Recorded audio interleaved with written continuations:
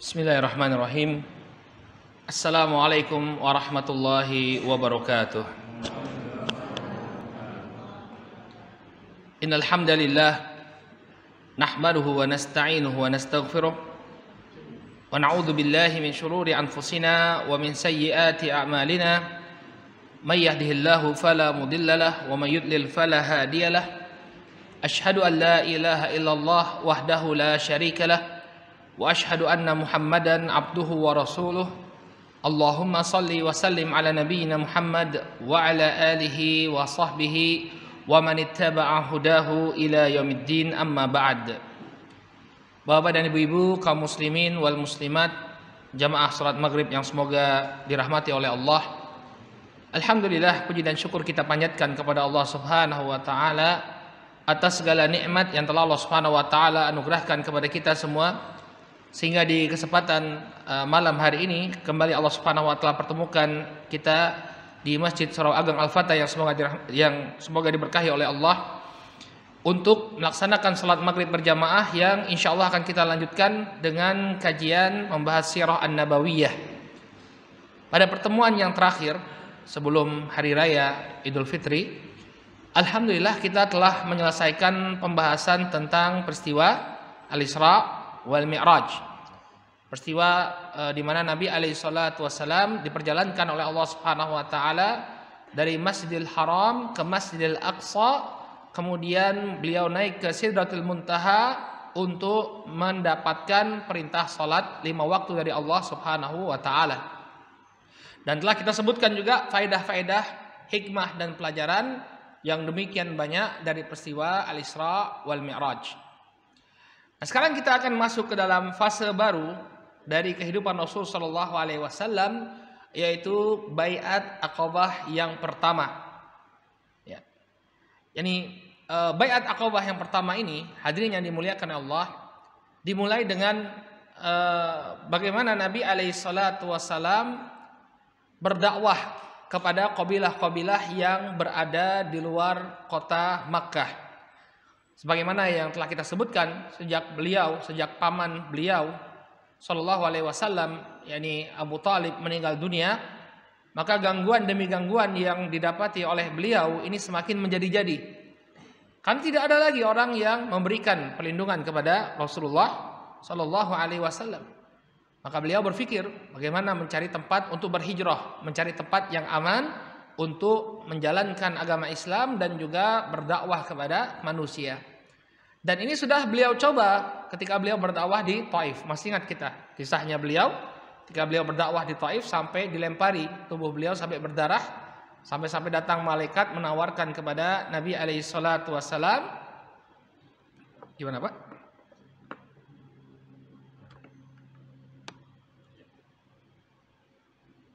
Muncul. Baik.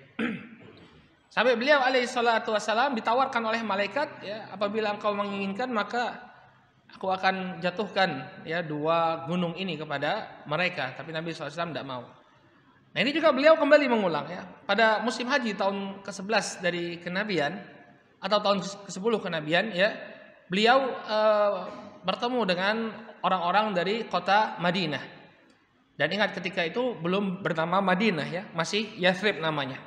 Ya, nah jadi Madinah itu disebut Madinah sejak Nabi Shallallahu Alaihi Wasallam hijrah ke kota Yathrib. Makanya Madinatun Nabi, sebenarnya nama lengkapnya Madinatun Nabi. Apa artinya Madinatun Nabi? Kotanya Nabi Shallallahu Alaihi Wasallam. Namun sebelumnya bernama Yathrib. Dan sebenarnya Yathrib ini memiliki keterkaitan dengan Rasul Shallallahu Alaihi Wasallam.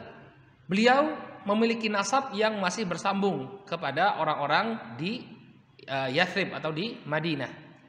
Siapa yang masih ingat, ya, siapanya Nabi yang orang Madinah? Hah? Nenek buyutnya, ya. Nenek buyutnya beliau dari Madinah. Ya, dulu beliau memiliki seorang kakek buyut yang bernama Hashim. Kemudian Hashim ini, ya, pernah singgah ke kota Madinah, kemudian menikah dengan seorang dari kota Madinah atau kota Yathrib itu yang berasal dari Bani Najjar, seorang wanita dari kalangan Bani Najjar. Kemudian lahirlah seorang bayi. Siapa yang ingat nama bayi tersebut?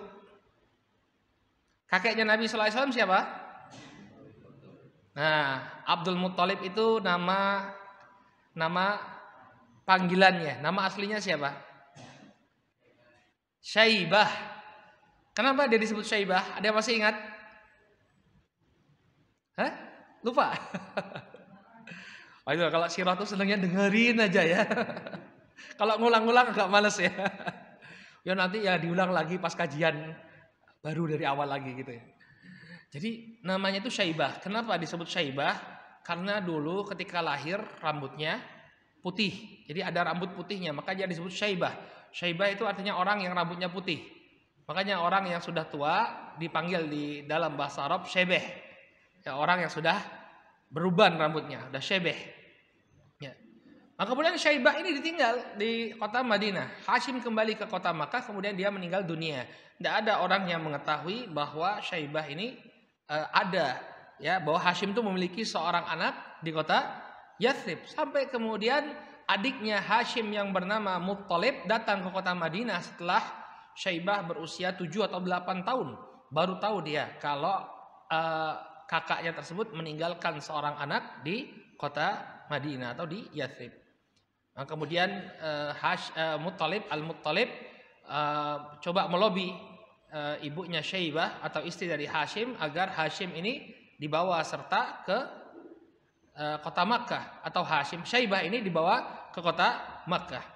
Ibunya nggak mau awalnya, tapi kemudian diberikan izin. Akhirnya Syaibah pun dibawa oleh Al-Muttalib ke kota Makkah.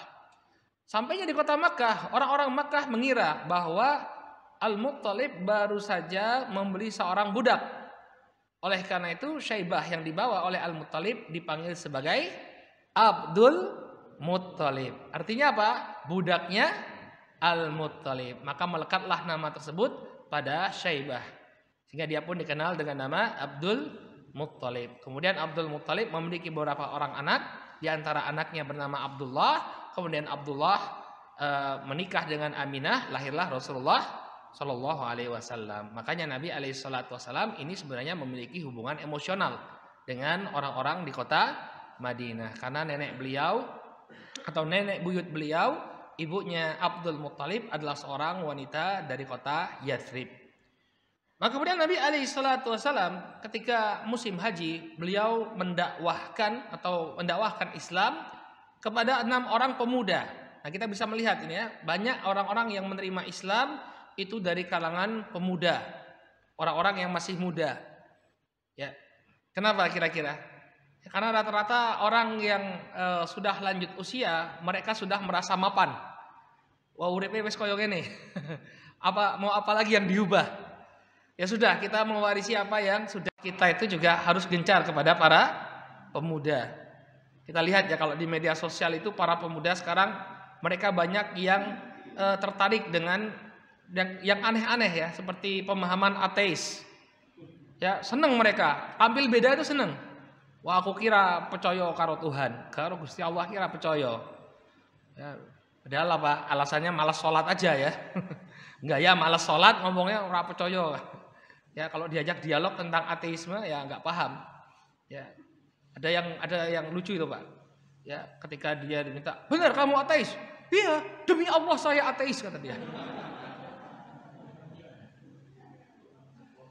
Demi Allah saya ateis. Bahkan DN Aidit itu ada kisahnya, Pak.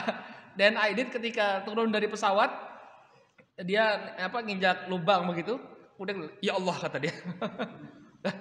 Saudara percaya Allah? Oh enggak, ini dari kecil saja kata dia, kebiasaan kata dia. Orang nggak bisa mengingkari keberadaan Allah Subhanahu Wa Taala. Demi Allah saya ateis kata dia.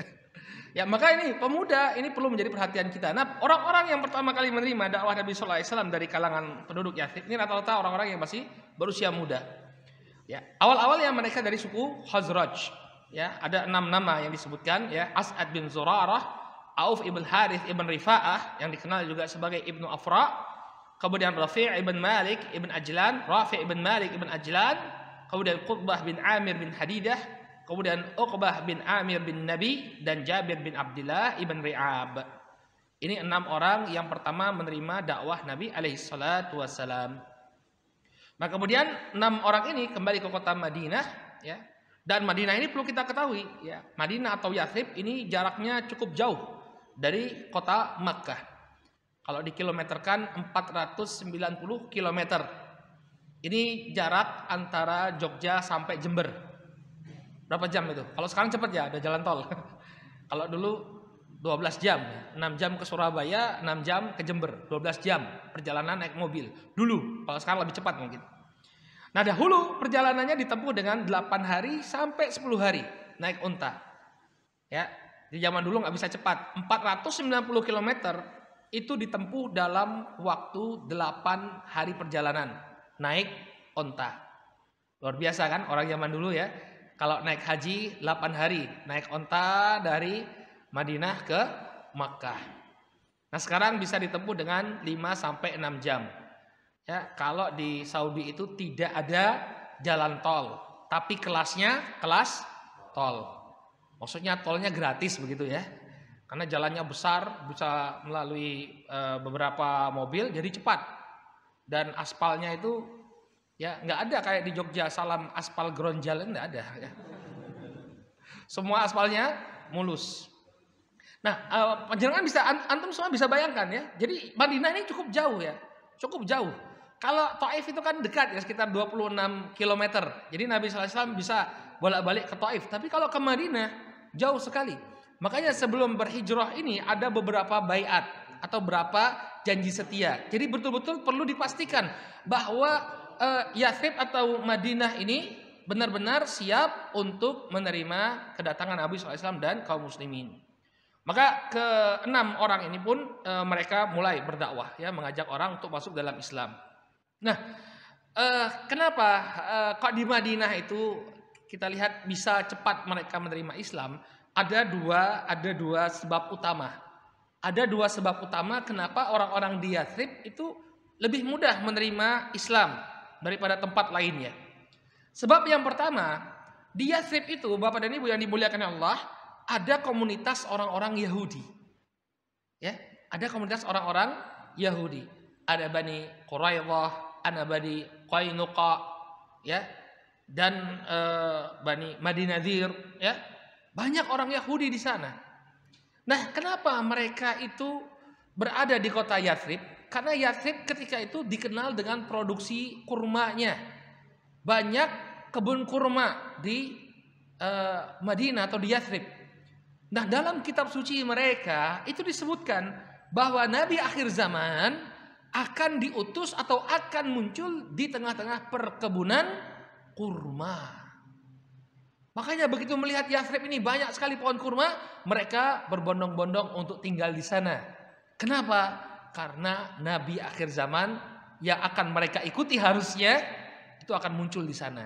Karena janji inilah maka mereka berada di kota Yathrib. Jadi kadang-kadang keberadaan orang Yahudi ini ada hikmahnya juga ya. Jadi orang-orang Madinah atau orang-orang Yathrib ini sudah mengetahui kabar tentang Nabi yang akan diutus di sana. Kemudian kebiasaannya orang Yahudi ini kalau mereka berselisih paham dengan orang-orang di Yathrib. Orang Yathrib kan ketika itu belum masuk Islam, mereka masih menyembah berhala, ya enggak? Sedangkan orang-orang Yahudi ini mereka menyembah Allah Subhanahu Wa Taala. Nah, ketika mereka berselisih paham, mereka mengancam orang-orang Yathrib. Awas kalian ya, kalau Nabi kami nanti sudah muncul, kami akan memerangi kalian wahai penyembah berhala. Ternyata nabinya malah bergabung bersama orang-orang penduduk asli Yathrib, malah mereka tidak mau bergabung dengan Nabi alaihi salatu wassalam. Nah, karena saking seringnya mendengar berita pengutusan Nabi sallallahu alaihi wasallam dari orang-orang Yahudi, maka orang-orang Yathrib ketika mendengar tentang kenabian Nabi sallallahu alaihi wasallam dan beliau akan pindah ke Madinah, maka orang-orang pun dengan mudah menerima dakwah tersebut, ya. Makanya terkadang berita-berita yang jelek tentang Islam itu terkadang kita lihat ada hikmahnya juga ya. Itu kan sebenarnya promo ya, promo. Jadi orang-orang yang tidak pernah mendengar Islam itu paling tidak dia pernah mendengar Islam. Kemudian bisa jadi muncul ketertarikan. Paling tidak dia menyelidiki, entah itu Google atau bagaimana, dia cari bagaimana itu Islam. Yang penting apa? Orang tahu ada agama namanya Islam. Nah, kemudian sebab yang kedua, Sebab yang kedua, di Madinah itu ya, atau di kota Yathrib nama kunonya, di Yathrib itu sering terjadi pertikaian antara dua kabilah besar yang ada di Yathrib, yaitu kabilah Aus dan Khazraj. Jadi dua kabilah ini sebelum datangnya Nabi Shallallahu Alaihi Wasallam konflik terus mereka, perang terus mereka, ya sampai terjadi peperangan yang demikian hebat di tengah-tengah mereka. Nah orang-orang mudanya itu jenuh mereka. Kenapa konflik terus? Harus ada sosok yang bisa mempersatukan antara Aus dan Khazraj. Maka kehadiran Nabi Shallallahu Alaihi Wasallam di kota Yathrib diharapkan bisa mempersatukan antara kabilah yang saling berkonflik. Masya Allah. Jadi beliau juru damai. Bahkan lebih daripada itu, bukan hanya suku Aus dan Khazraj ini saja yang beliau persaudarakan. Bahkan kaum muhajirin yang berasal dari Makkah beliau persaudarakan dengan Ansor. Ya, muhajirin beliau persaudarakan dengan Ansor, sehingga terciptalah ya kerukunan dan persatuan kaum muslimin yang demikian kuat. Bukan hanya antara penduduk asli kota Madinah, antara Aus dan Khazraj, tapi juga antara muhajirin dan Ansor. Ya. Maka kemudian 6 orang tadi kembali ke kota Madinah, kemudian mereka mulai mendakwahkan. Oh, kami ketemu seorang nabi, seorang yang mengaku nabi. Dia mengajak untuk mentauhidkan Allah Subhanahu wa taala, mengajak kita untuk meninggalkan hal-hal yang rusak yang ada di tengah-tengah kita, sampai kemudian tidak ada rumah pun ya di kota Madinah melainkan mereka telah mendengar keberadaan Rasulullah Shallallahu Alaihi Wasallam. Ingat ya, zaman dahulu itu semua dakwah tuh getok tular, tidak ada WhatsApp ya. Ya misalnya RW sekian kota Madinah di WhatsApp ya, kami baru pulang dari Makkah, tidak ada. Jadi ini semua butuh effort, butuh perjuangan. Kita lihat bagaimana dakwahnya para sahabat ridwanullah alaihim ajmain. Mereka mendatangi satu persatu kemudian bercerita tentang apa yang mereka dapati di kota Makkah. Nah kemudian pada tahun selanjutnya, pada tahun ke-12 dari kenabian, berarti ini sekitar 2 tahun sebelum hijrah Nabi Shallallahu Alaihi Wasallam, datang lagi orang dari kota Madinah. Kali ini ada 12 orang. Ya, 12 orang ini adalah 5 orang yang dari 6 ini, kecuali Jabir bin Abdullah, karena Jabir bin Abdullah nggak ikut. Jadi 5 orang ini, As'ad bin Zurarah, Abil Harith, Rafi' bin Malik, kemudian Qutbah bin Amir dan Uqbah bin Amir. Ini mereka datang lagi, kemudian ditambah dengan 7 orang. Ya, dengan 7 orang.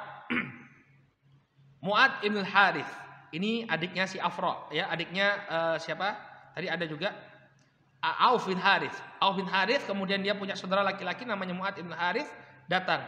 Kemudian Zakwan bin Abdul Qais, Ubadah bin Samit, Yazid ibn Tha'labah, Al-Abbas bin Ubadah, Abu Haytham ibn At-Tayhan, dan Uaim bin Sa'idah. Nah ini semua ada 12 orang. Nah kemudian mereka ini membaiat Nabi Shallallahu Alaihi Wasallam. Baiat itu adalah janji setia dan taat kepada Nabi alaihi salatu wasalam. Inilah yang disebut sebagai baiat Aqabah yang pertama. Aqabah itu adalah sebuah tempat ya yang terletak kalau saya tidak salah dekat padang Arafah. Jadi karena mereka ini ingin melakukan ibadah haji ya, maka lokasi baiatnya ya pun dekat lokasi-lokasi manasik haji. Maka mereka kemudian membaiat Nabi Shallallahu Alaihi Wasallam. Apa isi baiatnya? Isi baiatnya disebutkan oleh Ubadah bin Samit. Ubadah bin Samit kan ada namanya, nomor 3 itu ya. Sahabat Ubadah bin Samit. Dalam Sahih Bukhari, dalam Sahih Al Bukhari, Ubadah bin Samit menjelaskan apa saja janji setia ke-12 orang ini kepada Nabi Shallallahu Alaihi Wasallam. Beliau mengatakan, anna Rasul Shallallahu Alaihi Wasallam qala wa haulahu isabatun min ashabihi. Ketika itu Nabi Shallallahu Alaihi Wasallam beliau berkata, dan di sekitar beliau ada sekelompok dari sahabat beliau, yaitu orang-orang dari kota Yathrib. Ta'alau bayi'uni ala an la tusyriku billahi syai'an. Ayo kemari kalian, baiatlah aku, ya, berjanji setialah kalian untuk tidak menyekutukan Allah dengan sesuatu apapun. Kita lihat di sini, Bapak dan Ibu yang dimuliakan Allah, ya, janji setia yang pertama apa? Mentauhidkan Allah dan tidak menyekutukan Allah Subhanahu wa taala dengan sesuatu apapun. Masya Allah ya. Berarti tauhid itu memang prinsip yang paling utama. Ini yang mereka janjikan pertama kali. Qala wala tasriqu, dan hendaknya kalian tidak mencuri, tidak mengambil hak orang lain. Wala taznu, janganlah kalian berzina. Lihat. Ya, wala tusriqu, jangan kalian mencuri, ngambil hak orang lain enggak boleh. Wala taznu, jangan berzina. Walaupun suka sama suka, tidak boleh berzina. Wala taqtulu auladakum, dan janganlah kalian membunuh anak-anak kalian. Ini kebiasaan orang Arab jahiliyah, sebagian di antara mereka. Ya, mereka membunuh anak-anak mereka karena takut miskin. Ya, khasyata imlaq, takut karena kemiskinan, takut nggak bisa menghidupi anak-anaknya. Maka kemudian anaknya itu dibunuh. Ya, sebagian di antara mereka ditanam hidup-hidup di dalam tanah. Naudzubillah. Ini kebiasaan sebagian masyarakat jahiliyah. Wala ta'tu bi buhtan taftarunahu baina aydikum wa arjulikum. Ya. Dan janganlah kalian mendatangkan buhtan. Buhtan artinya perbuatan dosa, perbuatan maksiat. Taftarunahu baina aydikum wa arjulikum, yang kalian lakukan dengan tangan-tangan dan kaki-kaki kalian. Wala ta'suni fi ma'ruf, dan janganlah kalian durhaka kepadaku dalam perkara yang baik. Jadi berbaiat artinya apa? Tunduk dan patuh kepada Nabi sallallahu alaihi wasallam. Tentunya dalam kebaikan, dan tidaklah Nabi alaihi salatu wasallam memerintahkan melainkan kebaikan. Jangan kemudian kita salah pahami. Wala ta'suni fi ma'ruf, janganlah kalian bermaksiat atau durhaka kepadaku dalam perkara yang baik. Oh, artinya ada perkara yang tidak baik yang diperintahkan oleh Nabi. Tidak. Ya, ini untuk penekanan saja. Semua perintah Nabi Shallallahu Alaihi Wasallam itu adalah kebaikan. Lantas apa yang akan didapatkan oleh orang-orang yang menepati baiat atau janji setia ini?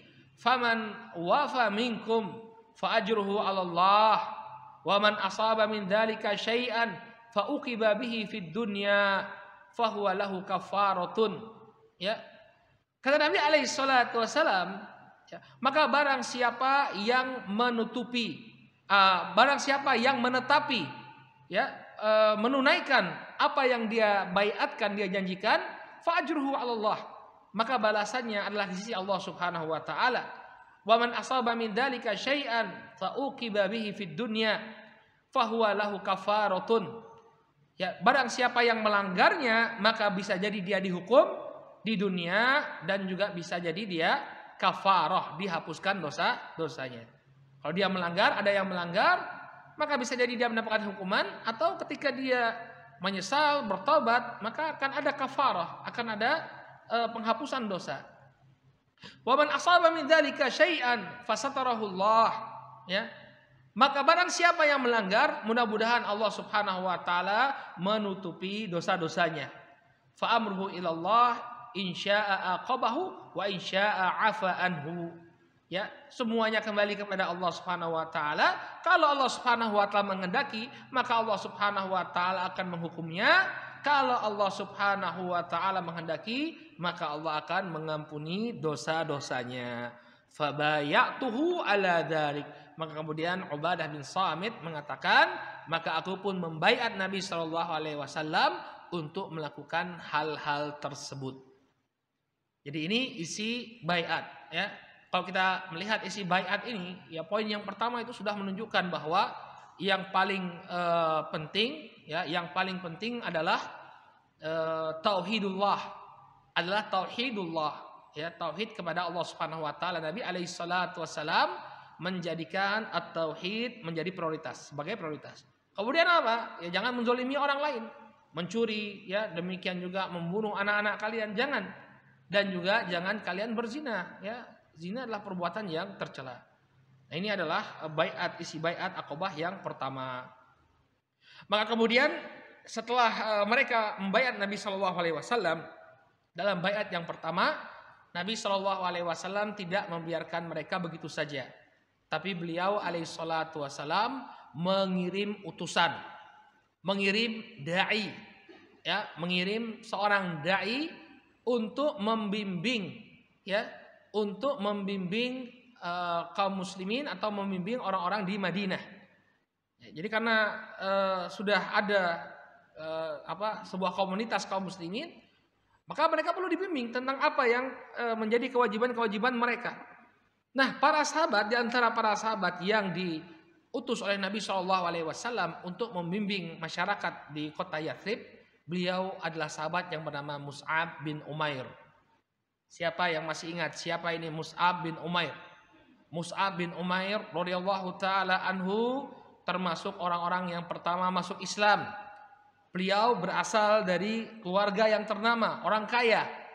Tapi kemudian beliau memilih untuk masuk Islam sampai kemudian diusir oleh keluarganya. Bahkan disiksa oleh keluarganya agar dia kembali kepada kesyirikan. Tapi Mus'ab bin Umair luar biasa. Beliau kokoh sekali keimanannya, tidak mau mengganti keimanannya walaupun harus dijauhi oleh keluarganya. Walaupun untuk kemudian yang terjadi pada sosok Mus'ab bin Umair, kehidupannya berubah 180 derajat. Ya, yang dahulunya hidup berkecukupan, keluarga terpandang, antum bayangkan, keluarga terpandang, keluarga yang sangat kaya raya. Tapi kemudian harus menggelandang di jalan, ya, diusir oleh keluarganya. Tapi kekuatan keimanan ini sangat kokoh pada diri Mus'ab bin Umair sehingga kemudian Nabi Shallallahu Alaihi Wasallam mengirim Mus'ab bin Umair untuk berdakwah di kota Yathrib. Ya, dan nanti beliau memiliki akhir kehidupan yang sangat mengharukan. Beliau termasuk di antara para sahabat yang syahid dalam perang Uhud. Mus'ab bin Umair radhiyallahu taala anhu. Maka kemudian Mus'ab bin Umair, ya, beliau tinggal bersama As'ad bin Zurarah, lalu kemudian mulailah berdakwah. Jadi Mus'ab bin Umair luar biasa, ya. Orang-orang Ansar, orang-orang di kota Madinah ini berhutang budi sangat besar pada Mus'ab bin Umair karena dia yang diutus oleh Nabi Shallallahu Alaihi Wasallam. Maka kemudian mulailah Mus'ab bin Umair berdakwah kepada pemuka-pemuka di kota Madinah sampai kemudian masuk Islamlah seorang tokoh orang-orang di Madinah, yakni Sa'ad bin Mu'ad. Ya, Sa'ad bin Mu'ad dan juga Usaid ibn Khudair. Masuk Islamnya dua orang ini besar sekali pengaruhnya bagi orang-orang di kota Yathrib karena semakin banyak di antara mereka yang menyatakan keislamannya. Makanya ketika Nabi SAW hijrah ke kota Madinah, ketika itu penduduk kota Madinah hampir kita katakan sebagian besarnya itu adalah Muslim. Hanya tinggal sedikit saja dari kalangan kaum musyrikin. Yang mereka ini pun pasca perang Badar mereka masuk Islam. Walaupun sebagian di antara mereka masuk Islamnya itu hanya karena ketakutan saja. Karena ternyata kaum muslimin sudah memiliki kekuatan di kota Madinah. Mereka inilah yang disebut sebagai kaum munafiqin. Tapi keadaan mayoritas penduduk kota Madinah ketika itu mereka menerima Islam. Ya, sebabnya apa? Sebabnya karena itu tadi interaksi mereka dengan orang-orang Yahudi dan kecapean mereka atau kepenatan mereka terlibat dalam konflik yang demikian lama. Maka kemudian tidak ada lagi di rumah-rumahnya di kota Madinah melainkan di dalamnya ada orang Islamnya. Jadi sekian rumah di kota Madinah itu pasti dari satu keluarga itu pasti ada yang sudah masuk Islam. Masya Allah. Mus'ab bin Umair radhiyallahu taala anhu. Bagus juga kalau anak kita dikasih nama Mus'ab, ya. Mus'ab ini suatu sosok yang sangat patut kita jadikan sebagai teladan, hadutanya Rasulullah SAW untuk mengislamkan Yathrib. Maka kemudian ketika menjelang musim haji tahun ke-13 kenabian, Mus'ab bin Umair kembali ke kota Makkah untuk memberikan kabar gembira kepada Rasul Shallallahu Alaihi Wasallam tentang keberhasilan dakwah beliau. Dan setelah itu di musim hajinya terjadi peristiwa yang disebut sebagai Bai'at Aqabah yang kedua atau Bai'at Aqabah Al-Kubra. Nah, ini adalah petikan dari fase dakwahnya Nabi Shallallahu Alaihi Wasallam Bai'at Aqabah yang pertama. Baik, sekarang kita akan coba ambil faedah-faedah dari Bai'at Aqabah yang pertama ini.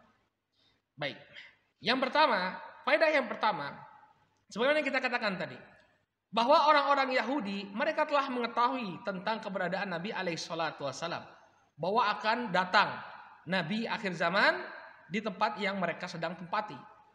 Namun ilmu mereka ini tidak bermanfaat. Hanya sekedar tahu tapi kemudian tidak mendorong mereka untuk beriman, maka ilmu yang ada pada diri mereka tidak bermanfaat. Makanya kita saudara kaum muslimin yang dimuliakan Allah, salah satu perkara yang kita diajarkan oleh Rasulullah SAW untuk meminta perlindungan, diantaranya meminta perlindungan dari ilmu yang tidak bermanfaat. Ya, dan kita meminta kepada Allah bukan hanya sekedar ilmu saja, tapi ilmu yang bermanfaat. Allahumma inna nas'aluka ilman nafi'an wa rizqan thayyiban wa amalan mutaqabbala. Ilman nafi'an, ilmu yang bermanfaat. Inilah yang kita harapkan. Kenapa? Karena orang Yahudi berilmu. Tahu dia bahwa nanti akan datang Nabi. Tapi begitu Nabinya datang, apakah ilmu mereka memberikan manfaat kepada mereka? Jawabannya tidak. Makanya kita meminta kepada Allah ilmu yang bermanfaat.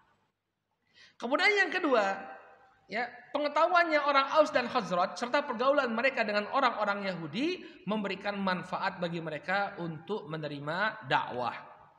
Makanya al-ilmu ala syai', ya, berilmu tentang sesuatu atau mengetahui sesuatu ini lebih afdol daripada kita nggak tahu. Seorang yang dia punya pengetahuan luas, ya, dia banyak membaca, dia banyak menelaah, ini relatif lebih mudah untuk menerima kebenaran. Ya, orang yang misalnya sudah merantau, sudah kenal banyak orang, ya, ini biasanya lebih luas, ya nggak? Untuk menerima sesuatu itu lebih mudah.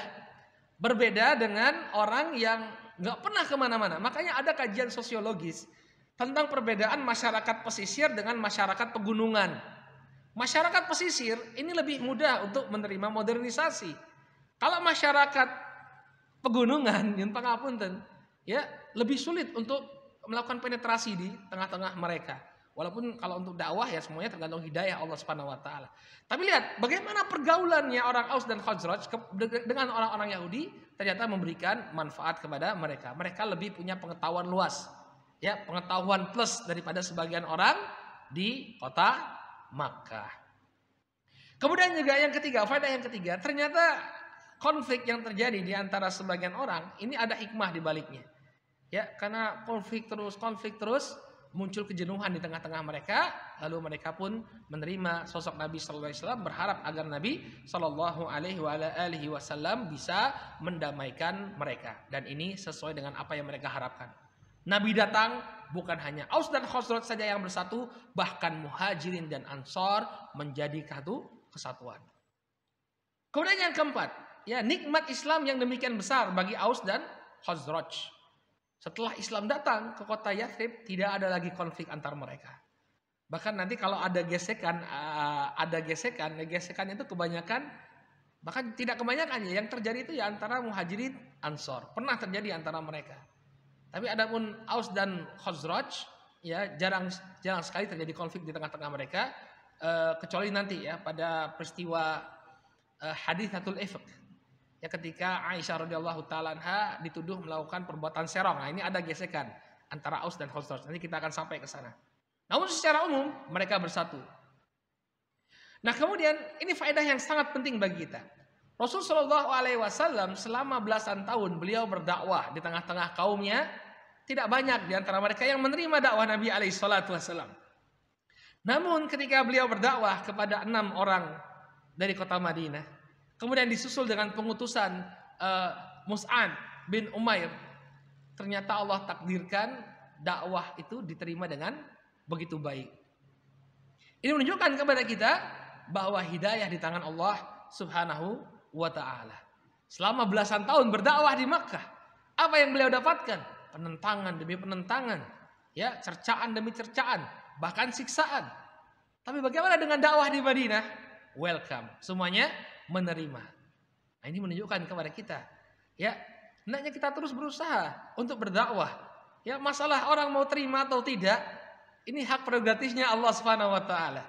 Lihat bagaimana mudahnya orang Madinah menerima dakwah. Baik. Nah, kemudian yang keenam, bahwa tidak ada keistimewaan bagi keluarga dan kabilahnya Rasul Shallallahu Alaihi Wasallam ketika mereka tidak menerima dakwah. Orang-orang Ansor, orang-orang yang ada di kota Yathrib, mereka bukan Quraisy, ya, bukan dari suku yang terpandang di tengah-tengah Arab. Siapa itu suku yang terpandang tengah-tengah Arab? Quraisy. Tapi ini tidak membuat mereka mulia. Abu Lahab orang Quraisy, Abu Jahal orang Quraisy, Al-Walid ibn Mughirah orang Quraisy. Tapi apakah kemudian kequraisyannya mereka membawa kemuliaan bagi mereka ketika mereka tidak beriman? Tidak sama sekali. Justru orang-orang Aus dan Khazraj yang berada di luar kota Makkah, mereka menjadi mulia karena keislaman mereka. Kemudian faedah yang ketujuh, bahwa dakwah Rasul Shallallahu Alaihi Wasallam ini meliputi seluruh umat manusia. Kenapa? Karena beliau berusaha untuk keluar dari kota Makkah. Kalau memang ajaran Islam itu hanya terbatas bagi penduduk kota Makkah, maka niscaya Nabi SAW tidak akan melebarkan sayap dakwah beliau. Tapi karena ajaran agama Islam ini untuk seluruh umat manusia, maka beliau pun membawa ajaran agama ini sampai ke kota Madinah, yang kemudian setelah kaum muslimin memiliki kekuatan, beliau berusaha untuk menyebarkannya ke seluruh Jaziratul Arabiyah, dan di masa Khulafaur Rasyidin maka keislaman atau dakwah Islam melebar sampai ke Persia, ya, sampai ke ujung Cina di sebelah bagian timur, dan sampai ke Spanyol untuk bagian barat. Menunjukkan bahwa Islam ini adalah ajaran yang universal, bukan hanya untuk orang tertentu, tapi untuk seluruh umat manusia. Kemudian faedah yang ke-8, bagaimana semangatnya Rasul Shallallahu Alaihi Wasallam yang tidak menurun, walaupun sudah ditolak berkali-kali oleh berbagai kabilah. Beliau ditolak oleh orang-orang di Taif, dan sudah pernah kita sebutkan juga di musim haji berapa kali orang menolak Nabi Alaihissalam. Tapi Nabi Alaihissalam tidak berhenti menyampaikan dakwah. Jadi setiap kesempatan itu masih terbuka, beliau berusaha untuk mengajak orang ke dalam Islam. Jadi kalau kita misalnya berdakwah di lingkungan kita, kemudian tidak diterima, maka jangan menyerah, jangan berhenti. Ya, coba lagi, atau kita coba cari orang lain lagi yang mau mendengar dakwah kita, berusahalah. Ya, contohlah Nabi Shallallahu Alaihi Wasallam yang tidak menyerah dalam menyampaikan dakwah. Kemudian faedah yang ke-9, bahwa terkadang pertolongan Allah Subhanahu Wa Taala datang setelah waktu yang cukup panjang. Nabi Shallallahu Alaihi Wasallam keliling ke sana kemari sampai diusir dari Taif. Ya, setelah lama beliau berdakwah, baru kemudian Allah bukakan pintu dengan masuk Islamnya orang-orang dari Yathrib. Jadi sabar. Yang namanya dakwah tidak mesti langsung diterima, tapi butuh proses, butuh waktu yang cukup lama. Ini Nabi Shallallahu Alaihi Wasallam suri teladan kita. Ya, beliau mengalami hal yang demikian, apalagi kita. Ya, maka ini adalah contoh dari beliau tentang kesabaran. Ya, sabar sampai Allah Subhanahu Wa Taala berikan pintu jalan keluar. Kemudian yang selanjutnya, bahwa dari isi baiat, poin yang pertama dari baiat adalah tidak menyekutukan Allah. Ini menunjukkan bahwa di mana-mana dakwah itu prioritasnya adalah tauhid. Karena percuma orang sholat, orang bayar zakat, tapi syirik tetap jalan, ini nggak ada manfaatnya. Ya, makanya dakwah kemana-mana kita akan dapati nanti Nabi mengutus Mu'adz bin Jabal, mengutus Ali bin Abi Thalib radhiyallahu taala anhu untuk berdakwah. Yang pertama kali didakwahkan adalah mengajak orang untuk tidak menyekutukan Allah Subhanahu Wa Taala. Ya, ini adalah nilai mutlak yang tidak bisa ditawar-tawar. Ya, kalau orang punya semboyan NKRI harga mati, kalau dalam Islam tauhid itu harga mati. Karena percuma orang sholat, orang bayar zakat, tapi kalau dia tetap melakukan kesyirikan, ya, innallaha la yaghfiru ayyushraka bihi. Sesungguhnya dosa syirik itu enggak diterima oleh Allah Subhanahu Wa Taala. Ya, barang siapa yang melakukan kesyirikan, maka Allah Subhanahu Wa Taala ya akan haramkan baginya surga, wa ma'wahun nar, tempat kembalinya adalah neraka, wa mal dzalimina min ansar, enggak ada yang bisa memberikan pertolongan. Maka tauhid ini adalah prioritas dakwah kita. Ya. Kemudian yang ke-11, kita bisa melihat bahwa 6 orang sahabat yang pertama kali menerima dakwah Nabi sallallahu alaihi wasallam ketika mereka haji, mereka tidak berhenti. Begitu dapat hidayah selesai, tidak. Tapi beliau berusaha untuk menyebarkannya di tengah-tengah kota Madinah. Ini menunjukkan tanggung jawab seorang muslim. untuk menyampaikan dakwah sesuai dengan kadar kemampuan mereka. Mereka baru bertemu dengan Nabi Shallallahu Alaihi Wasallam, bukan orang yang lama bermajelis dengan Nabi, ya, belajar sampai selesai satu kitab misalnya, enggak. Tapi begitu tahu Islam ini kebenaran, dia dakwahkan sesuai dengan yang dia ketahui. Maka bedakan antara ta'lim dan dakwah. Tidak semua orang bisa melakukan ta'lim, ya, duduk di depan kemudian mengajarkan, ya, bagian dari agama ini. Tapi semua kita bisa berdakwah sesuai dengan kemampuan kita. Melihat orang melakukan kesyirikan, dakwahi. Pak, nggak boleh Pak, ini pakai jimat, ini syirik. Dakwah. Ya, walaupun mungkin kita kalau disuruh dalilnya apa? Ayo. Dalilnya inna syirka la dzulmun adzim gitu ya. Ya paling tidak hafal inna syirka la dzulmun adzim. Sesungguhnya syirik itu kedzaliman yang paling besar. Ya, kita percaya pada sesuatu bisa memberikan perlindungan kepada kita, wah ini sudah merupakan kesyirikan. Nah, kemudian yang ke-12, Rasulullah SAW mengirimkan Mus'ab bin Umair untuk berdakwah ke Yathrib. Nah, ini menunjukkan bahwa disyariatkannya untuk mengirim seseorang yang alim untuk mendakwahkan Islam, mengajarkan Islam kepada sekelompok masyarakat. Makanya dahulu ada pengiriman, ya, pengiriman dai-dai ke berbagai pelosok. Nabi SAW mengirimkan sahabat-sahabat beliau untuk mengajarkan Islam, mengajarkan Al-Quran ke seluruh jazirah Arabiyah. Ini menunjukkan bahwa kalau ada pemerintah Islam, ya, maka pemerintah itu berkewajiban untuk mengirimkan dai-dai yang digaji oleh negara. Digaji oleh negara untuk mengajak orang ke dalam Islam. Baik, cukup mungkin ya pembahasan tentang Baiat Aqabah yang pertama. Insya Allah besok pertemuan yang akan datang kita masuk ke dalam peristiwa Baiat Aqabah yang kedua. Dan ini pun luar biasa ya. Dan lebih seru. Karena apa? Karena syaitan hadir. Ada syaitan nanti yang akan membocorkan rahasia Baiat Aqabah yang kedua. Kita cukupkan dulu sampai di sini. Bertemu lagi pekan depan insyaallah taala. Subhanakallahumma wa bihamdika asyhadu an la ilaha illa anta astaghfiruka wa atubu ilaik. Assalamualaikum warahmatullahi wabarakatuh.